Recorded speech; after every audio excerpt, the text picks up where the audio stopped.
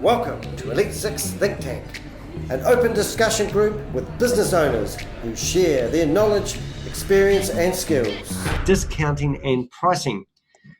So I'm going to switch screens and we're going to start an open discussion on, is discounting good? I did have a question on my other slides, but I'll get rid of that screen. I'll stop sharing screen on that one. So does everyone know everyone here? Let's go. I'll just go to participants here, make sure we'll unmute all. I'll just make, what's your name? Lance. Let's make Lance a co-host because he's good at that sort of stuff. And then he can help me with the mutes and the mutes. Not very organized today. Maybe it's asleep. I can't even hit the right button. Share screen. Right. It's not as slick as a... Okay, so now we've got that coming up. So how we do these meetings is we break it into 4 parts. And we first of all ask people's experience on discounting and pricing. Obvious question is, are we getting paid for what we feel we're worth? Or are we pricing ourselves outside the market that we want to be in? Or are we too cheap, or are we too expensive? And how do we show people the value of what we are selling beforehand? Any ideas? Well, I personally think that discounting is a form of subsidy. If you're giving one person a discount, then somebody somewhere else is paying more for it. Right, so you need so much money to run your business? Yep. That just jumping ahead of the game here, have you ever thought about working out what that grand total of is, and say if you need $10,000 a month to run your business, and then build that pricing structure backwards? Well, I've worked personally in terms of ratio of how many dollars I have to earn in order to be able to spend one.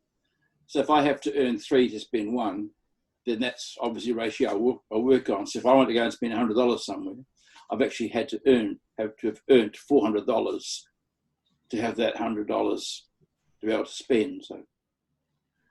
Right. Yeah, so turnover versus money you can put in your back pocket. But I like to see it as a ratio, what's come in and what I can take out without compromising things. That's just how I work. So. I used to say every time I earned $1, I could spend 50 cents of it. I don't think that would be correct these days. That's much the same thing, isn't it? You're saying it's a one-on-one there. You know, you want $1, you have to get $1 sort of thing. Yeah. Or 2. Yeah. So does discounting work in every business? That's a key point that came out the other day, Danny, is that, and David brought it up, discounting is very much dependent on your type and style of business. It works for some and not for others. Equally, the type of discounting in the form of, say, prompt payment versus other forms of how you'd apply a discount depends on your type of business. There's not a one-size-fits-all. Yeah, I'd agree with that. It comes back down to who your customers are and whether that's part of your customer market is discounting or not. In certain industries and certain services, discounting is kind of part of the norm of that customer group, where other ones it's not. And discounting can be applied within business. Really should only apply if it's appropriate or it's going to give you the competitive advantage.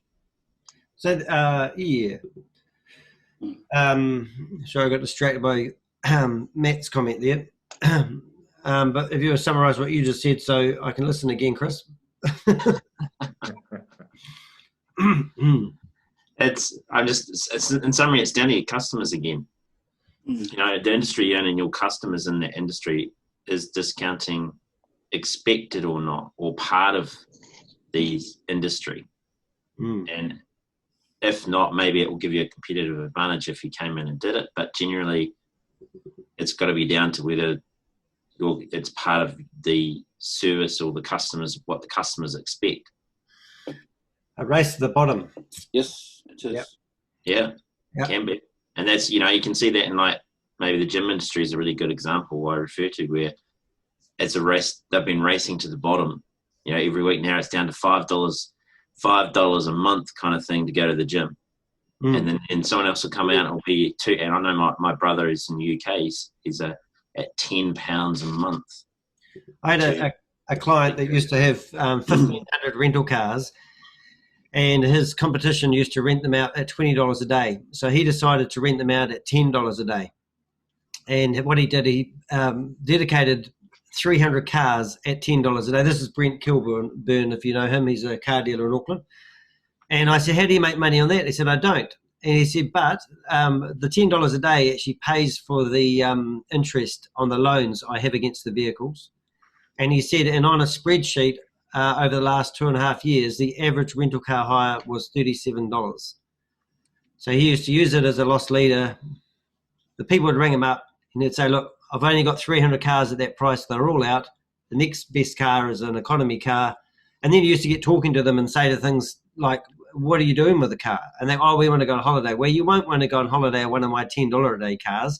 They said, it'll be too small. So why don't you get something a bit nicer? And then their customer service used to kick in, which is quite interesting. And the same guy once said to me that he was going broke in a way, and he put $25 million he bought $25 million worth of vehicles in a 3-year period. And he put them all into a spreadsheet. And he worked out that the cars that only stayed on the lot for 4 or 6 weeks, he would only buy in that demographics of that vehicle. Instead of buying the big 4-wheel drive that would sit on the yard for 3 or 4 months and take the real estate, and then he only bought in those demographics that were selling and didn't get, stayed focused, in other words. And it turned his whole, and he also had a warehouse where he'd stock up 500 cars sitting there doing nothing. But by getting rid of the warehouse, changing the type of vehicles and focusing on exactly the type of thing that would bring in the money, really worked for him. Suppose that's like business coach, isn't it? Let's go, Penny. In my business, because I go overseas and get my stock, and I buy a lot of stock at once, and then sometimes, if there's something that's just not working, then I'll definitely discount it, and I'll do it on the spot with people as well. If I know it's not moving, like I'll do, you buy that one and I'll give you the 2 for a better price.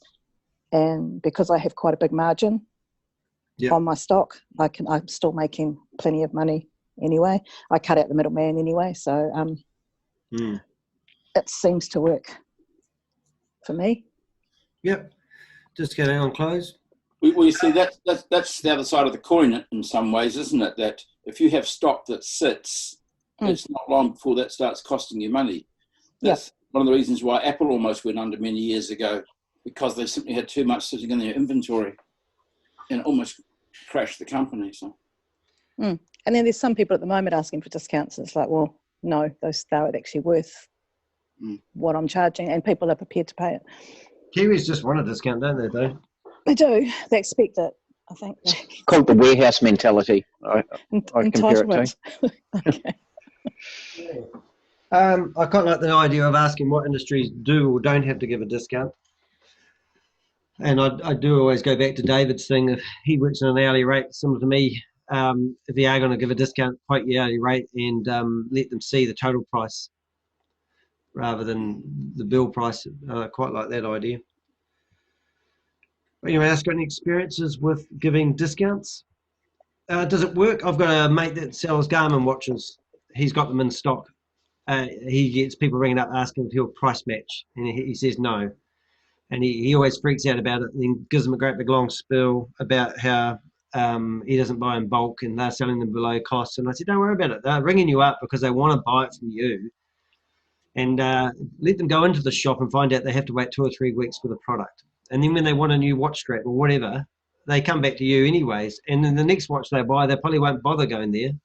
They'll probably come straight to him because they know it's hassle-free and he's got it in stock. Yeah, it's hard when you're selling commodity-based items. Yeah. Because there's always going to be someone that's going to sell it cheaper than you, always. Apple products are a great example to that. We don't buy on price, or we do, we buy on specs.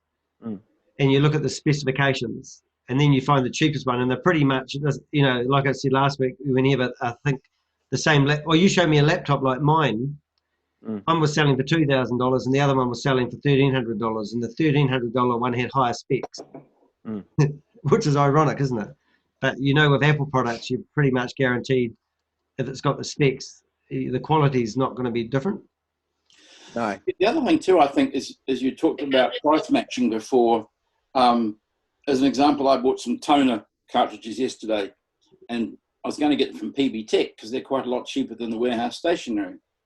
Well, I was in warehouse stationery anyway, and it turns out they're happy to price match on the PB Tech prices. So pass that on. Anybody who wants, if that helps you at all? Oh, right. Me. But then they were taking ages to deliver at one stage. I felt sorry for them. They were useless at delivery. Good. What people also don't understand too, a lot of, is like in the electronics area in particular, some of those guys are literally working on negative margins, and I know that sounds impossible, but they work on rebate systems. Oh. So, you know, when you go, oh, can you price match, or can you get this LCD screen or whatever it is for, you know, $20 less than what PB Tech's selling it, most of them are selling it at wholesale, and they rely on their wholesaler rebates which probably get paid quarterly. So there's no margin in a lot of those products nowadays. Yeah, so you're either buying from a person or you know, just looking for the cheapest price. We're looking for one of those LG screens at the moment, and $1,410 on BB Tech. And Ingrid and Micron, I can't say it right, their wholesale rate is $1,500 and their recommended retail is $1,800. So yep. BB Tech are $100 cheaper than wholesale.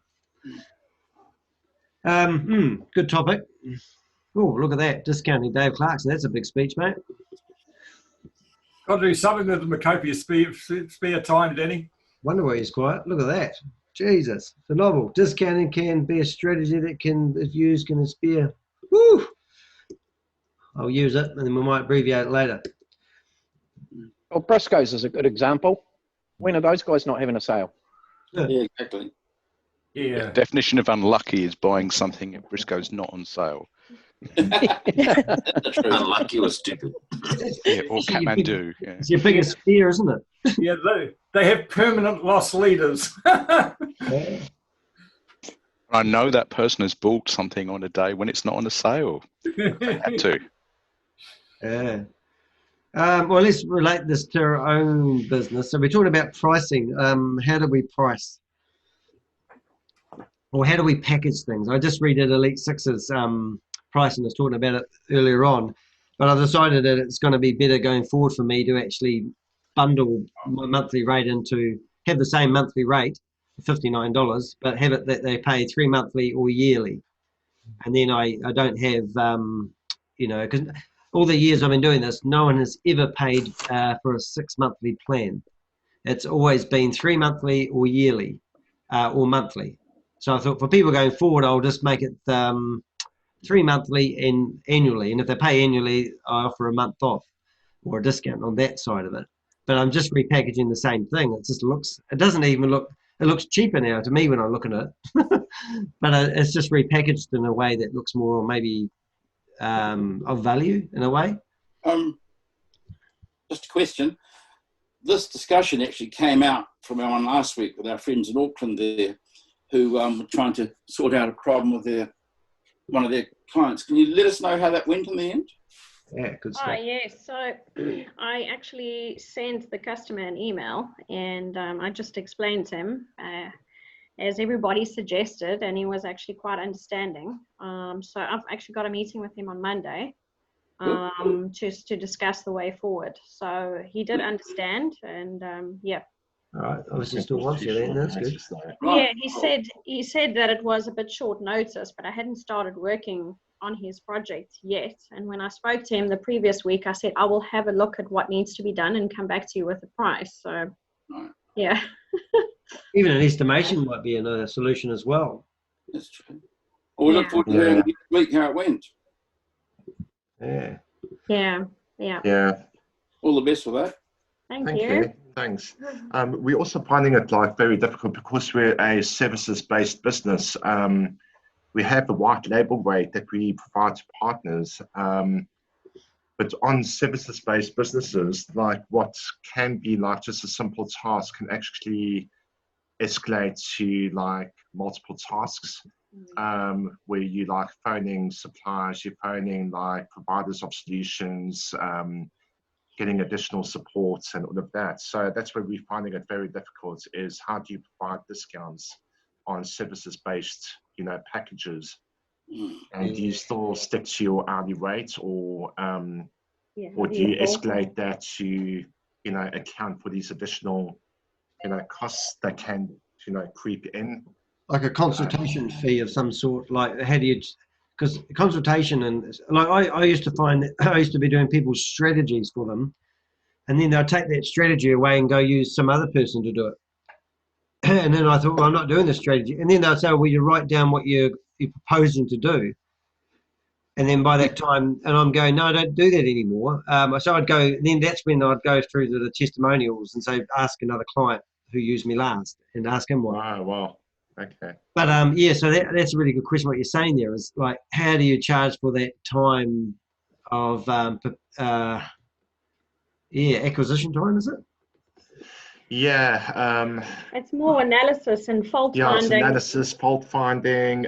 Sometimes somebody will come to you and say, look, I need the Shopify app fixed, or something's not quite working with my, website. And then we'll look at like using an app which has been configured, or but you need to like do that pre-analysis in order to go back to the client with like a quotation for a piece of work.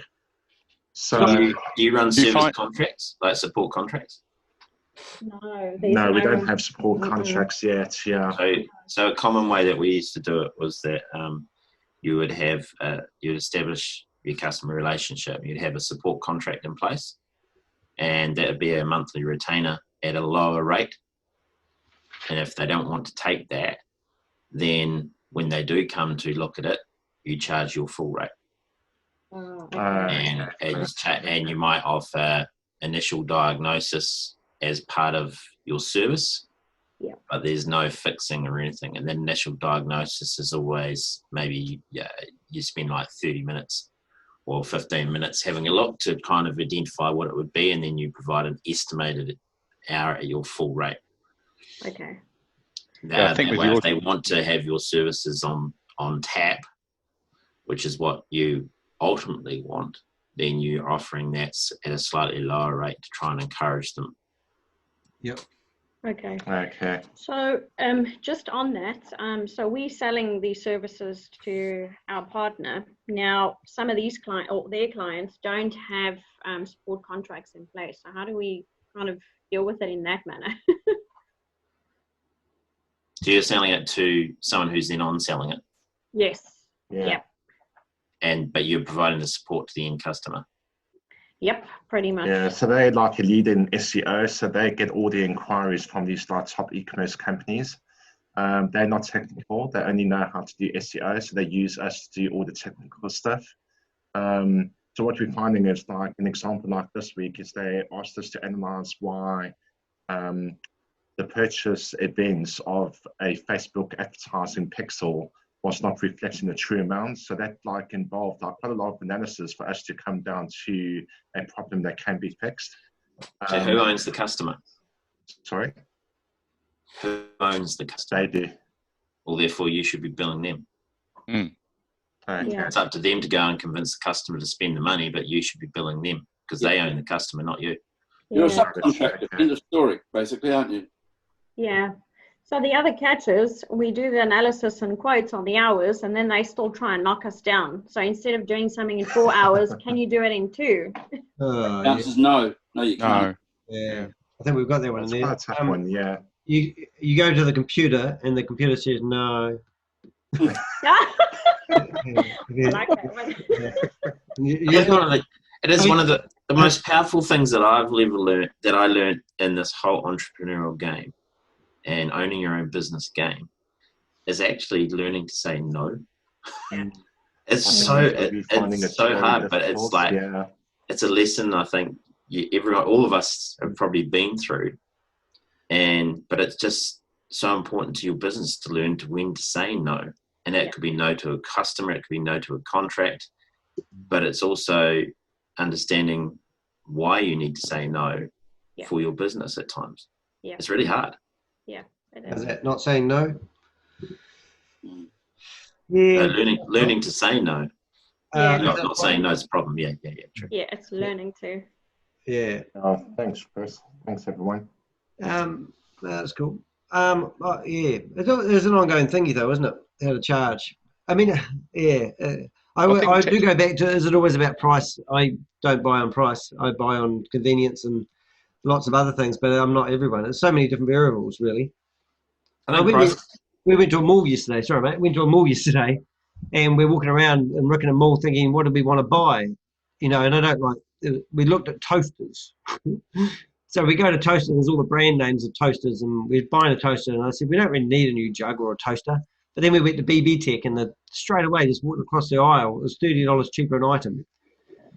So it wasn't price. We just didn't want to buy a toaster. But commercialism often gets you wound up. Like when you're doing tangible items, you might look for a price, like Clint said earlier on. You know, you can find a cheaper DeLonghi this or that. You'll buy on price, but you won't necessarily buy on service. You sneak off to the cheapest store. But you don't. With service industries, we don't do that. The answer to that is to stay away from malls. They're dreadful places. I know. I mean, part of your customer matrix, and when you're talking about what you're doing, is you have to account for price in it. But it depends whether you put the price up the list or down the list in terms of what you offer the customer. Like for us, and I am the martial arts game, so I aim to provide a Disney experience to our students when they come to our club. So we're trying to provide something that's really unique, is fun, that they'll remember and they want to keep coming back.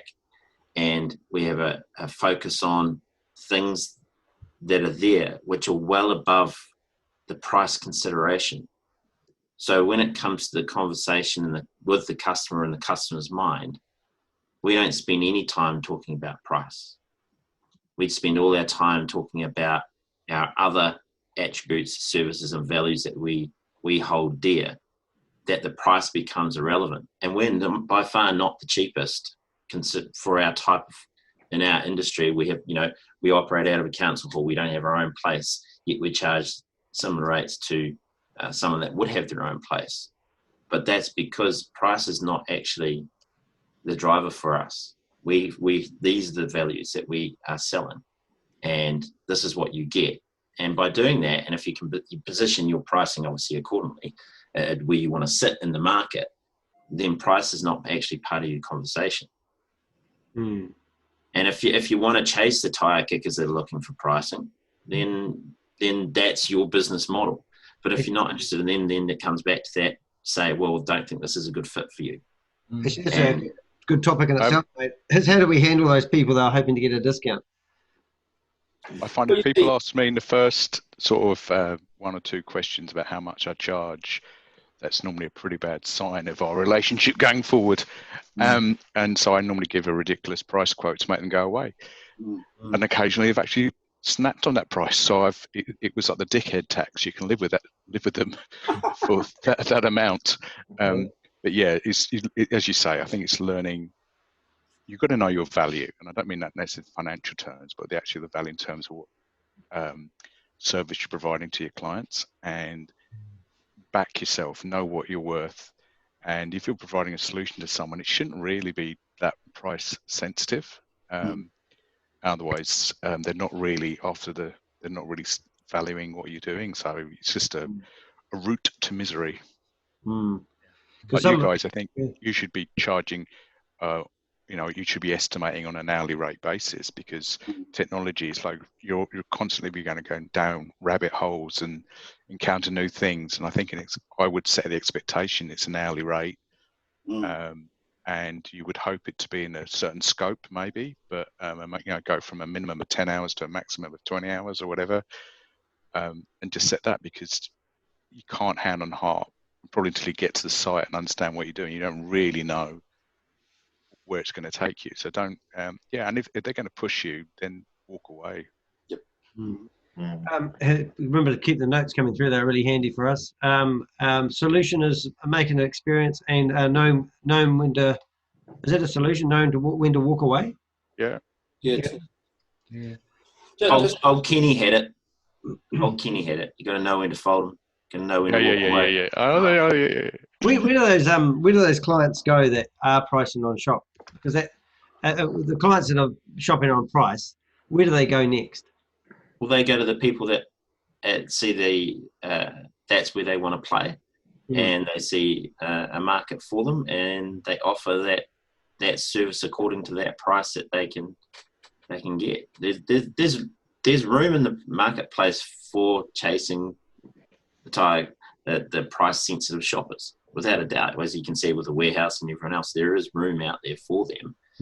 But it comes back to what's the service you're going to offer those people. Because most of us are in the service industry, aren't we? Yeah. It's the old story, isn't it? If you pay peanuts, what you get's monkeys. Yep. End of story. And but one of the things is also about discounting is what's the unconscious discounting, and that's the discounting we do because we don't review our prices. Now, very often, people will leave their prices the same, and in terms of inflation, very often what you're in fact seeing is unconscious discounting. So one of the things that I would say is always watch where you are with your pricing, especially around that hourly pricing and what have you, which you have control over. Yeah. Back again, if I may, to our friends in Auckland. Yeah. You were saying before, you're effectively subcontracting to that other firm. Do you have any idea as to how much he's on selling or she's on selling your services for? 100%. Yeah, it's 100. Yeah, it's 150 Australian dollars. They charging per hour, and we're billing them New Zealand dollars. So I don't actually. So we negotiated an hourly rate of, I think it was $89 per hour. Yeah. Right. They kind of like negotiated that whatever we charged, they would have to charge 100% on top of that. So the hourly rate is 150. It's reasonable for a firm to charge another 15, perhaps 20%, but that's getting very high. Yeah. So you have room to move there, a lot of it. Yeah, I think we've quoted them probably about $80,000 worth in websites and quotes, and we haven't got any websites or e-commerce stores from them. Yeah, they're giving us all the fixes and things. So I don't actually know what's going on there. I really don't. Yeah, maybe that's the time to say no and walk away from that one. Yeah. Yeah, we've seen like communication, like in the emails that come our way, that a lot of the clients are like saying that they have their own web developers, but they don't know how to solve these like complex problems. And so we go in and we develop anything from apps to finding new apps to, just doing that analysis. And I think that's why they keep coming back to us with like all these like broken, pieces of like, in-betweens that like need to be fixed. Why don't you just put your prices up? Yeah. So we've definitely going to take pricing off our website and like review that. And then, how do you guys do it? Like for services, do you actually publish prices or do you just wait for clients to come to you and then you have the conversation with them? It depends if you've got a replicable, if the service you're offering is time bound and content bound, but always it depends on, you've got the high complexity, the low complexity, the simple, and you can maybe base it at those different price points there. But I was actually saying put your prices up, because then one, you're reflecting your true worth. So back yourself, know what you're worth. I don't know many contractors who wouldn't be more than $100 easily an hour. And put it back yourself, and if you're the people who have the knowledge, then they'll have to accept that. And you arguably then, if you put yourself at a fair rate, then you could possibly consider discounting a small amount, but you're still in the right pitch. They need you. And if you're only going to be beaten down on cost all the time, then eventually you're going to realize you're not making a living. Yeah. I liked, we had a travel agent on here a couple of 3 weeks ago, Vicky, and she was saying that whatever she charges on an hourly rate, she didn't want to pay somebody commissions for selling her goods. So the travel agent said, why don't you just give us your wholesale rate? It can be the same as your retail rate, but then they can sell that and put their markup on top of it.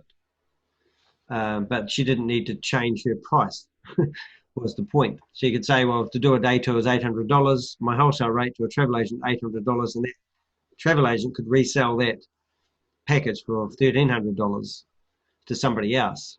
But obviously when they go to her website and see that they paid $1,500 and got a $800 tour, it may be tricky. So that's where you'd have to, label it to a different way. I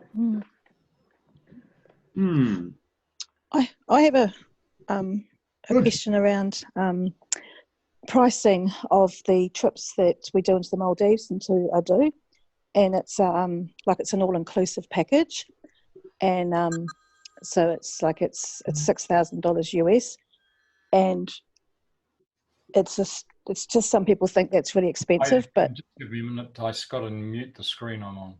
I got you, mate. Oh yeah, carry on. Sorry. So it's $6,000 US. It's all inclusive from Sri Lanka back to Sri Lanka, and I guess it's just trying to convince people that that our trip is worth it. We've got the knowledge on the ground. That's got the local people on the ground on board. And should I be discounting this to get this this business off the ground, basically? Did you say Sri Lanka? No, it's from Sri Lanka back to Sri Lanka. It's Adu is in the Maldives. Oh, right, because I've been to Sri Lanka, but I didn't know where the Maldives were. And I just suddenly had a heart attack feeling that I might have gone to the Maldives and not realised. No, it's an hour and a quarter's flight from Sri Lanka into good to know. Gan. Yeah. So we just base it that we've got this, it's set up so that Sri Lanka is the meeting point. So anyone in the world can be on. It's a hosted trip, so anyone in the world can be there. And we meet in Sri Lanka, and then I host from there. Yeah. So what's the benefit? What makes your trip different?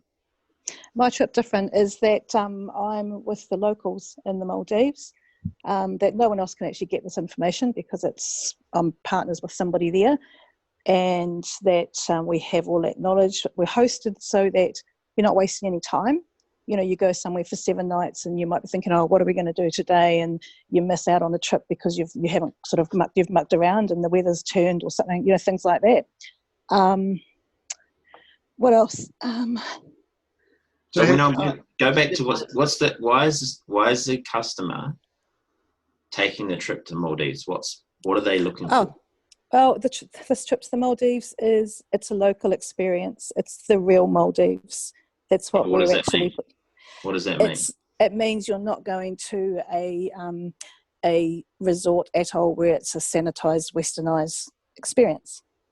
It means you're getting the culture and the local people as well as being hosted. So as a traveller, I take this package because I want to have a more of a local actual experience. Is that what you're saying, instead of a resort experience? Yes, and you're supporting the local industry. The local fishermen, the local restaurants. So what do you provide? But what do you provide is, I guess what I'm trying to get through here is what you're providing. If my intention as a traveller is to travel because I want to have a local cultural experience, why should I book through you rather than just booking a plane ticket and backpacking? What's the value proposition that you're taking your tour would actually give me on a local trip, because I'm looking to experience the culture and support the local environment rather than just go on another resort holiday? You're not going to find all this information. We can take you to local, or you're not going to find, we'll go to local families to have local meals.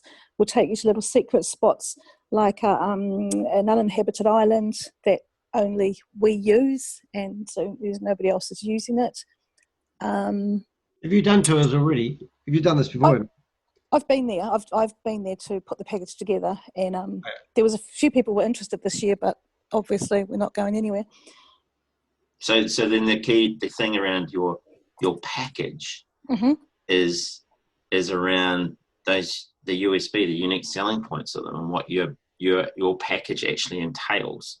You know, what is it? It's about the fact that you'll provide a unique experience Yep. where you get to interact directly with the locals and see unique cultural things of way off the beaten track that are not really accessible, and all these kind of, it's those unique points which will then make your package appeal to whatever people there are that you're trying to attract in that space.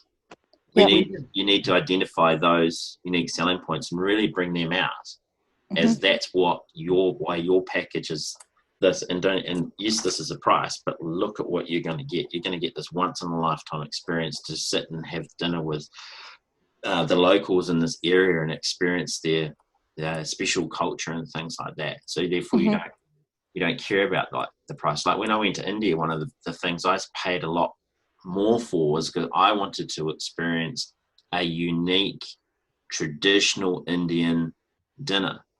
And so then this restaurant was, I mean, crazy prices according to other restaurants in India, but I got this unique experience of sitting and eating traditionally. And that is worth whatever I had to pay. We went on a cruise ship and it had like 3,000 people on it. And then James went on another trip on a boat and it had 35 people in it. But he got paid more for the 35 tour quite happily than he did the 3,000 people on the ship because it was a unique experience. Yeah. You know, and so also it was guaranteed this and it was guaranteed you wouldn't have that and all that sort of stuff. So in some ways, Penny, if I may, you're almost sort of saying I can offer you more and I'm going to offer it at a lower price. I don't want to offer it at a lower price. I don't want to. I really don't. And you know, one of the other things we do is we go out to this island and we take a picnic, and the chef's on the boat. So when I went, they take the chef, and there was 3 guys and me, and there's the picnic tables. They set it all up. They cook me lunch, and while they're cooking my lunch, I was taken out snorkeling, and it's like I'd been snorkeling in the Maldives, but this was just the best. You know, it's just those experiences and just that personal touch. I don't believe price has got nothing to do with it. I think it's just, I honestly don't. I mean, I've travelled tons.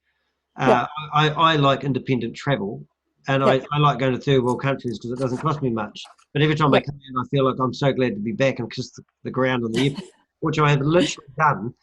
However, as I get older and I get more money, then I'm thinking of doing more of those, those tour packages.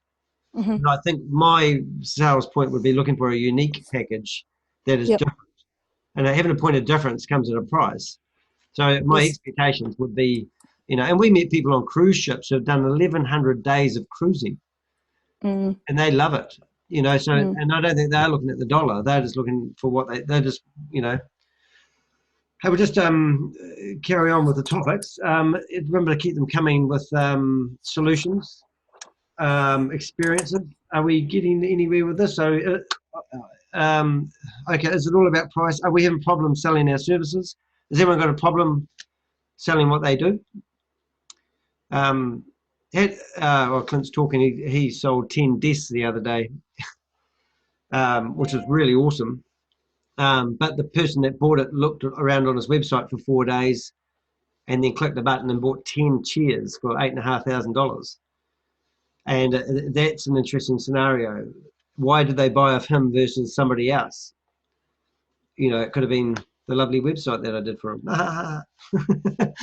But whatever. But I mean, what do we buy on? Like, who's struggling to sell their services? I mean, I know Nigel's been putting together not a shed. What do you call that, Nige? For people working at home? Yeah, a high-end home office. Right. So how are you going to market that? Is it on price, or is it on what you do? At the end of the day, you're putting an office at home on somebody's backyard. No, we're not going to market it on price. I don't think. I'm still working with, with Clint on this, and I'm waiting on prices. But the more I think about it, it's more about the space itself and what you can do with it. So it's not the little building; it's the space inside and how useful it is to you. All right. I'm not sure to do with what to do with the don't discount unique in the chat box. So I presume that goes there, does it? Me. Yeah, that's the solution. Yeah. Don't discount. Yeah. Be unique. Well, if you are unique, then you don't need to discount because I can't go anywhere else. Yeah. That's a good point. That's cool. I mean, that's similar to your shop, isn't it, Penny? In a way, you're saying is one of a kind. Yeah. If they like that, then what's the other alternative? Go to the next shop and find. Well, they can't find it. If some of it I've designed, they're not going to find it anyway. So. Yeah. So that's a niche, isn't it? It is, and I guess that flows into the Maldives as well. It's a niche and it's a one of a kind trip. Yeah. So are you trying to be a travel guide? Am I trying to be? I am a travel guide. So you're a tour company. You're still in the experience and the culture of that country.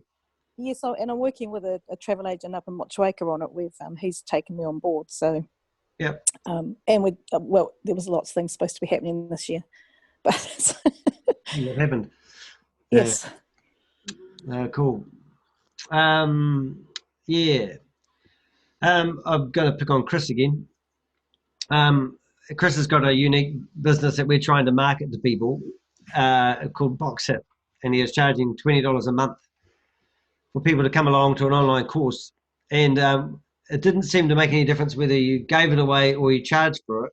It's still something's hard to put in front of the right audience, but I don't know. I mean, how do you sell? Some things, what I'm getting at, not picking on you, Chris, but it's some things, it doesn't matter if you give them away or you charge, it doesn't seem to make any difference. Some things are just hard to find that audience that wants to buy your product. It's a work in progress here, but it's because I've not found the value proposition that connects to the customer. That's why. While it's something that I see as value works, and I've seen it work, and there's something in the positioning of what is there that is not conveying the value to make people connect and want to purchase. And so I'd have to identify what that is, or to say it's too hard to identify that and move on. I'd do a little spin on that one, and I'd say sometimes you've got to describe the absence of your product or service. So without engaging you, what would that look like? So is it something will take longer?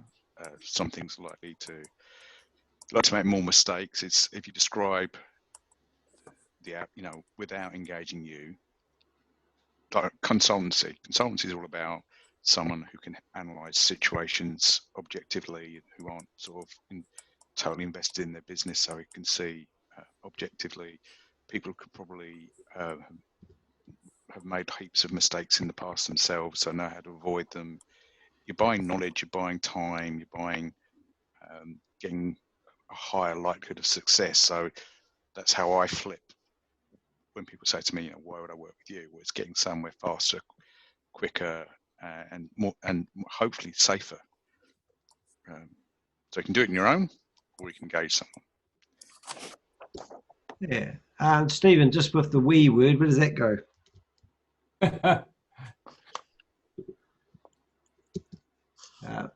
No, you got no sound. I see. No earphones today. Let's call them names. Stevens. Let's call Steve names. You can't. I know. You can't hear us. You can't speak. We call them names. Yeah. Exercise. Yeah. What have we got for time? 20 past 10. We've got 10 minutes left. Where did we go with this topic today, guys? Did it go where we thought it was going to go? Do we feel like I don't know. Well, what I've got out of it so far, I don't believe it's about price. I never really have actually. It's I think you can underprice yourself to the point where you can't do your job properly, and then it reflects on your whatever. So sometimes the price is what it is. So we can't discount because oh no, I know what we need to talk about. What's that triangle that you have? And it's a discount triangle. I've forgotten what they are. Matt will know it, but you can't have cheap, fast service and quality. you have to take one of them out. There's a name for the triangle. You can have any two, basically, but you can't have all three. Right. What is it? Yeah. Well, you can have all three, but if you change a dimension, then it falls apart. So if somebody you price a job at the right price, the right content, and the right time frame, if a client pushes back and says, "I want that faster," okay, well, you're going to have to pay more. If I don't want that feature, okay, we can pay less, or and so those three dimensions, which is the spec of the product or service, the cost, and the time frame. If you change one of those beyond what you quoted for, there's always be a knock on. Well, that's when you get into variations down the track. They asked for an apple and now they want a pear. Therefore, you have to say, "Hey, this is no longer an apple, and I need to charge you for a pear." Yeah. It's also partly you need to analyze the market customer expectation, because in certain industries, the expectation of the customer can be excessively high, but the pricing doesn't justify the expectation at all. And it can be the other way as well. So you need to understand like you're saying, Matt, what's the actual expectation of the customer, and then price according to that expectation. That if they want because we used to see people would come and say, "I want a mobile app, and I want it to do this, that, and I've found this one that's by say Microsoft or someone big company, and it's so simple to use, and it does all this amazing stuff. Can we build this?" And it's like, well, yes, you can. Absolutely, we can build that, and that's going to be $300,000. And they're like, "That's ridiculous. It's so simple." And it's like, the reason it's simple is because they've actually spent $200,000, $300,000, $500,000 on building that mobile app to roll it out. What you're asking for, that's what's involved. If you want to do that, if you want to scale that back, your expectations down, then we can fit something more within your budget now, and you can build towards that. But you have to manage that customer expectation to fit within what your pricing is. Mint Design comes to mind. They were asked to develop an app for, I think, Gold Band or Blue Star Taxi that was the same as Uber. Yeah. Had a budget of, I think, 30,000. Yeah. They said, "We can't do anything for 50,000, But, we know who Uber is, don't we? So I just wanted some more problems with discounting. If anyone wants to ping a few of them in the chat window, it'd be good. It can sour a relationship. I think discounting, if you're really, really, really pushed, then it can sour the relationship from the get-go. And Exactly. Yeah, I think that the problem is if you set a discount initially, then there's an expectation from that customer that's going to carry on, isn't there? Yeah. So you've effectively undercut yourself in the process.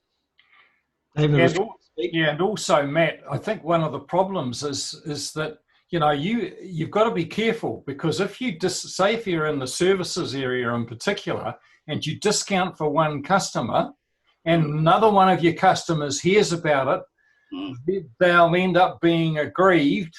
That's a really good one. and either dump you or say, "Well, I want a cheaper price," and then Which, going back to Gillian Stefan's questions earlier, don't put your prices on your website. That's right. Because you will have to, the reality is you will at times selectively different pricing to different clients depending on lots of dimensions. So when I was doing, sorry. Oh, sorry. I do put some packages up there sometimes. I think that's how No, when I was more actively engaged in the professional speaking than I am now, rather than just training, I used to have prices on my website for the various services that I offered. But again, if I wanted to discount any of the things that I was doing, and I didn't do it very often, I would go back to what Danny's already said, always on the invoices showed my standard price and then the discount below it, normally with just a very brief explanation of what the discount was for. you know. Okay. That's right. One of the other things, and this is going back to services as well, especially when I do, say, a keynote for a conference or something. Very often, what people would come back and say, well, you know, hey, our budget for this is such and such and so and so, and very often I'd go back to them and say, well, I appreciate that, but how about I threw some extra training in that would normally cost you, say, $1,500, but I'll do it for $750, and keep my original price for the keynote, and then give them that extra value at a discounted price, because I was already going to be at the conference anyway. I'd incurred all the costs, so it didn't make it. It was an opportunity for me to generate some more income. So that's just a way around it. Yeah, that's right. It's like when you're selling an online course. If you get 3 people, and then you all of a sudden get 6 people, it's a win-win. That's absolutely. It's like we're trying to get Vicky to arrange a wine tour for us, so we could go on a wine tour. And she sort of, how many people? And I go, I don't know. So we're trying to say, well, I said, I'm doing it as an experiment, Vicky. She said, well, I'll have to hire a vehicle because so we can get 10 people, and then we can keep the costs around $100. And I said, well, why don't you just base it on your vehicle that can take 6 people? How much do we need for you to run your van around for a day and drop us all home? You know, and then break that into 6. Isn't that how it works? And then we'll just sell it as 6, and the first 6 people that buy it get in, and the rest miss out. And if we all of a sudden get 15 other people who want to do it, then maybe we can look at it and restructure it, you know, in a way, you know, because she's trying to give me lots of value. And I said, well, so she's come back and said, well, $100 each. It's great. All right, now we've got something to sell. $100 each person, go out for a day. We might finish up in Hampton Springs for lunch, and we'll stop at a couple of pubs and have a few drinks, but we get a day out for $100. We'll not have to worry about driving. But, you know, it was quite awkward for her to actually come up with a price, and I couldn't figure out why, because she's a travel agent. Well, she runs a tour company, you know. But it seemed like it was just getting more and more complicated. But at the end of the day, the value to me was, I'm thinking around about $100. If it's 120, if it's $80, it doesn't make any difference to me. Yeah, I think sometimes you can, when people ask me for a discount, I don't give them a discount as such, but I'll say, well, what do you want me to not do?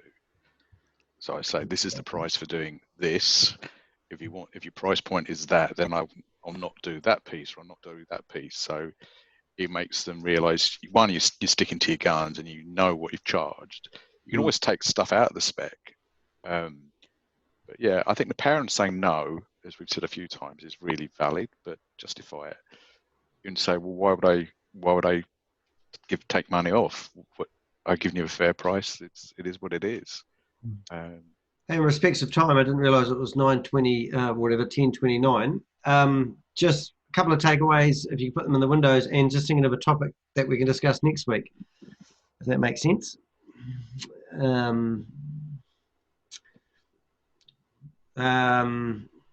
What could we make next week's topic? Pricing, discounting, packages. So takeaways, defining customers' expectations. That's topic for next week, sorry. I forgot. Expectations. Okay, we can do. We'll put it there for now. Boom. Saying no is a takeaway. No is really good. I've got a thing. I used to have a paperless office, and on the wall I had my top 10 time wasters, and they're brilliant. And one of them was the inability to be able to say no. Meetings, which I want you guys to ignore. I used to sit there on the phone thinking, I'm talking to this guy for another hour, another day, and I used to look at my 10 top time wasters on the board, and I used to go through them while I'm talking on there, and it used to be brilliant. I'll have to bring it out, actually. Top 10 time. I'll see if I can find it, because it is a bit of a laugh, but I mean, when you look at it in a way, here they are. I'll put them here. I've got, if I can get them off my screen. Shifting priorities, interruptions, the telephone, messy desks, looking for things, no clear goals, poor delegation, the inability to say no, procrastination, poor planning, and meetings, which is the one we're going to get rid of. But they were I've had them with me for probably 15 years at least. I'm just going to post them here, but that's kind of, I think that's actually a real good thing when trying to be, I don't know what I'm trying to say there, but just chuck them in there for now. But I'm sure there's a couple of them there that you will look at and go, oh my God, I do that every day.